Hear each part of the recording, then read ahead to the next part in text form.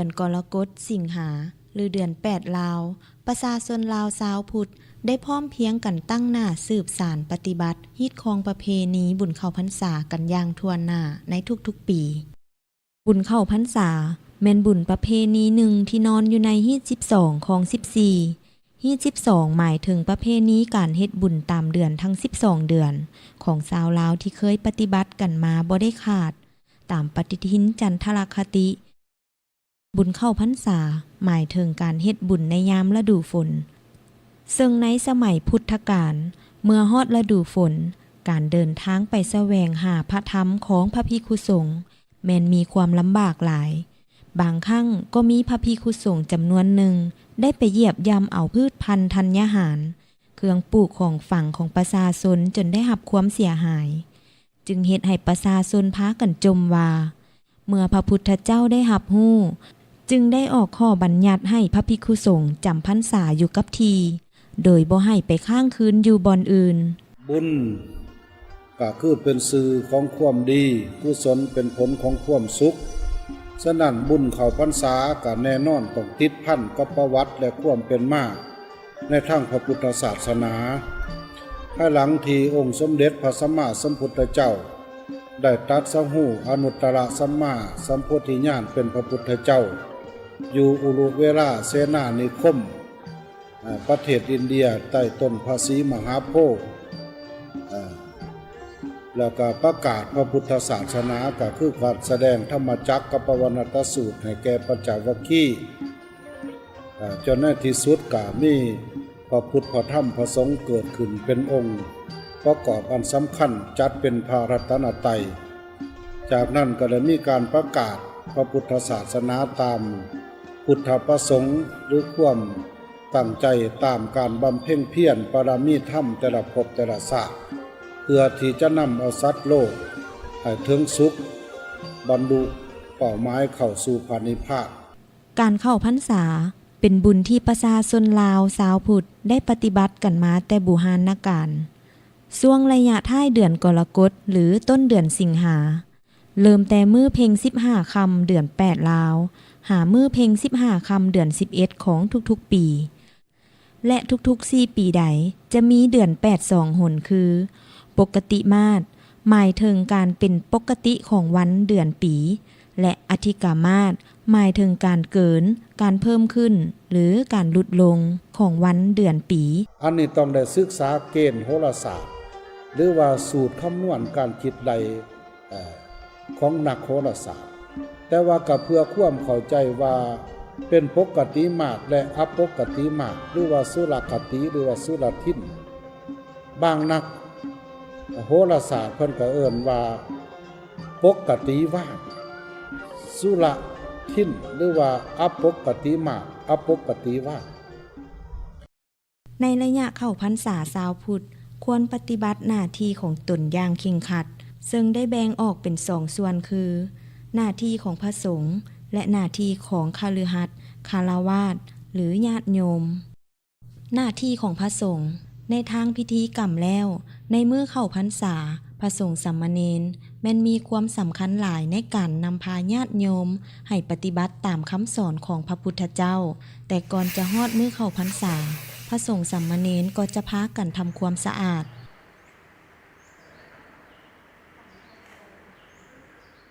ปัวแปลงกุฏิวิหารประดับประดาย่องภายในวัดให้สวยสดงดงาม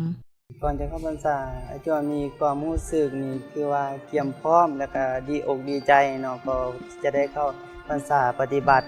นั่นตามคำบัญญัติของพระองค์สมเด็จสัมมาสัมพุทธเจ้าแบบภายใน3เดือนแบบภายใน3เดือนตลอด3เดือนภายในไตรมาสกิจกรรมก่อนเข้าพรรษานี่ได้หลายอย่างที่แสดงออกได้อย่างชัดเจนก็คือการเกียมสถานที่ผู้แปลงวัดวาอารามแล้วก็ประดับประดาย่องเพื่อต้อนรับออกต้นญาติโยมที่เขามาเฮ็ดบุญเฮ็ดทานหรือว่าเขามาท่องเที่ยวก็ดีเพราะว่าวัดของพวกเฮาก็เป็นแหล่งท่องเที่ยวสถานที่หนึ่งที่มีความเก่าแก่แล้วก็มีความสวยงามมีความ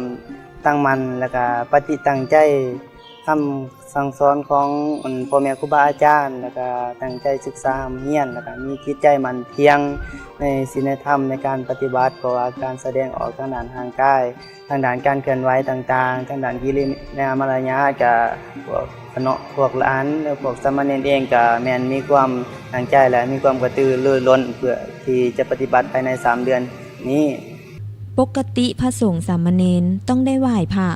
สวดมนต์เป็นประจำแต่ภายหลังเข้าพรรษาแล้วซึ่งเริ่มแต่แฮม1 ค่ำเดือน8ลาวเป็นต้นไปคือแต่มื้อเข้าพรรษาจนฮอดมื้อออกพรรษาพระสงฆ์สามเณรต้องไหว้พระสวดมนต์ถูกต้องตามเวลาบ่ได้ขาดศึกษาพระธรรมวินัยคำสอนของพระพุทธเจ้า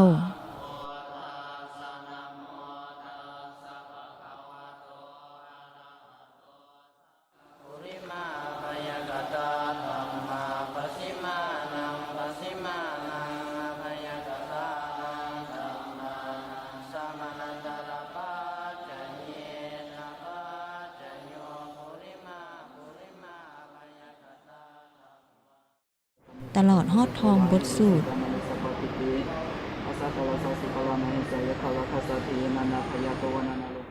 บทเทศต่างๆ ตัสสะภะคะวะอะระหันตังสรณังคัสสามิอะระหันตังศิลสานามามิอิติปิโสภะคะวะ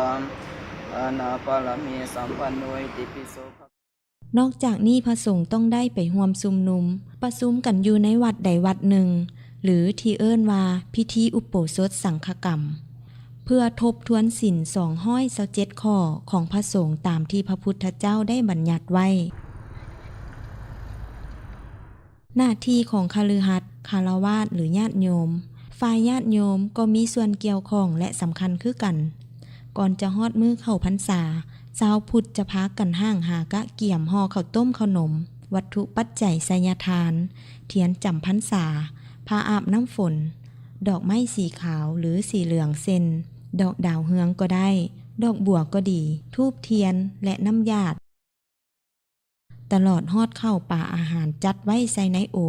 ในขันในพาเพื่อไปใส่บาตรสำหรับผ้าอาบน้ำฝนแม่นผ้าที่พระสงฆ์ใส่อาบน้ำในฤดูฝนที่มีกำหนดยาว5 ศอกกว้าง2 ศอก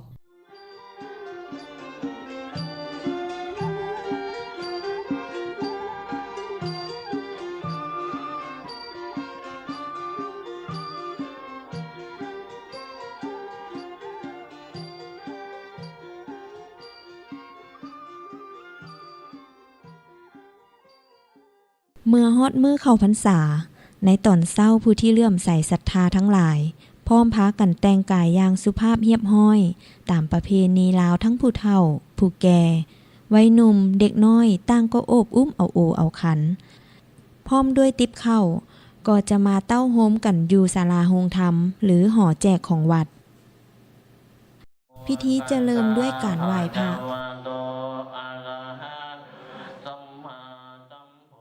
หับศีล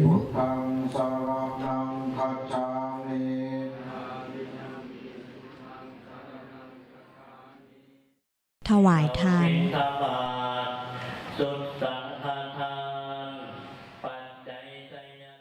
ฟังเทศน์หับพร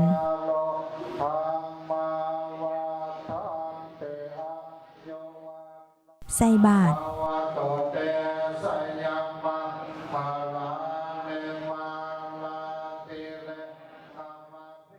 และหยาดน้ำเพื่ออุทิศบุญกุศลให้แก่ญาติพี่น้องที่ได้ล่วงลับไปแล้วก็เป็นอันจบพิธีในตอนเช้า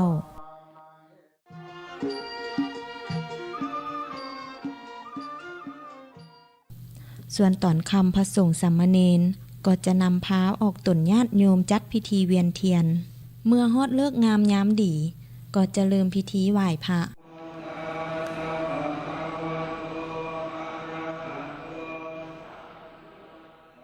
หับศีล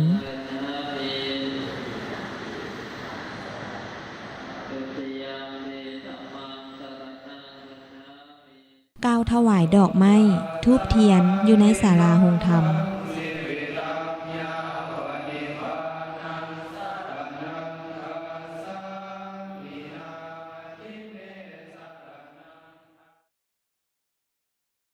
หลังจากนั้นพระสงฆ์จึงจะนำพาออกตนญาติโยมไปเต้าโฮมอยู่เดินวัดซึ่งพระสงฆ์จะเป็นผู้เริ่มนำขบวนเวียนเทียนก่อน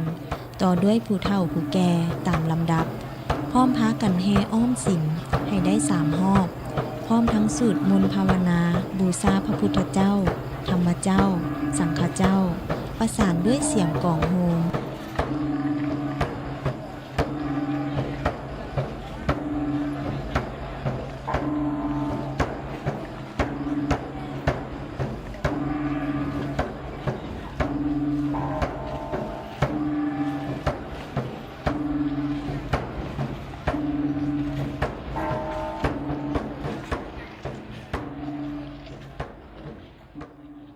เมื่อครบ3รอบแล้วแต่ละคนก็จะนำเอาดอกไม้ธูปเทียนไปสักการะบูชาอยู่ต่อหน้าพระพุทธรูปหรือเจดีย์ต่างๆเมื่อสำเร็จพิธีใส่บาตรและเวียนเทียนแล้วเพราะว่าผู้เฒ่าผู้แก่หรือวัยหนุ่มก็จะมานั่งอยู่ต่อหน้าพระพุทธรูปเพื่อตั้งปณิธานหรือบางคนก็อธิษฐานปฏิญาณด้วยตนเองก็มีว่าในระหว่าง3 เดือนเข้าพรรษานี้จะเข้าวัดฟังเทศน์ฟังธรรมจะของดเหล้าเมาสุราหรืออบายมุขต่างๆที่จะเป็นเหตุให้คนอื่นและตนเองได้รับความเสียหายทางด้านทรัพย์สินหรือชีวิตโดยเฉพาะแม่นการขาดสติจนเฮ็ดให้เกิดมีอุบัติเหตุตามท้องถนนหนทางพร้อมกันนั้นในระยะเข้าพรรษาแม่นกงกับระยะพักภาคเรียนและวัยหนุ่มสายจำนวนหนึ่งก็จะถือเอาโอกาสนี้บวชทดแทนบุญคุณบิดามารดาศึกษาธรรมมาอีกด้วยระยะ3 เดือนนี่ที่เข้าพรรษาอยากงดเหล้าเข้าพรรษาอยากเฮ็ดสิ่งดีๆก่อนแล้วก็อยากบวชทดแทนบุญคุณพ่อแม่ที่เพิ่นได้สั่งสอนเลี้ยงดูมาเฮาก็อธิษฐานอยู่เฮือนพุ่นคำมาดึกมาเฮาก็อธิษฐานเอาเนี่ยได้สิดีเข้าพรรษาเฮาก็ต้องปฏิบัติคือเข้าพรรษาหั่นแหละเฮาก็เฮ็ดตามของนั่นแหละเฮาก็บ่ละเฮ็ดของเก่าดอกหั่นน่ะเมื่อเข้าพรรษาเนาะหรือว่าข้าพเจ้านี่ถือว่าระยะ3 เดือนนี่เนาะถือว่าได้งดเบียร์งดเหล้าเนาะคือว่าได้ปฏิญาณตนนั่นแหละกันเอาแล้วเนาะเกี่ยวกับฮิตของประเพณีของลาวเฮานั่นเนาะนอกจากนี้ในระหว่าง3 เดือนของการเข้าพรรษาก็ยังมีวันสำคัญต่างๆทั้งพุทธศาสนาเช่นบุญห่อข้าวประดับดินบุญห่อข้าวสลากจนฮอดบุญออกพรรษา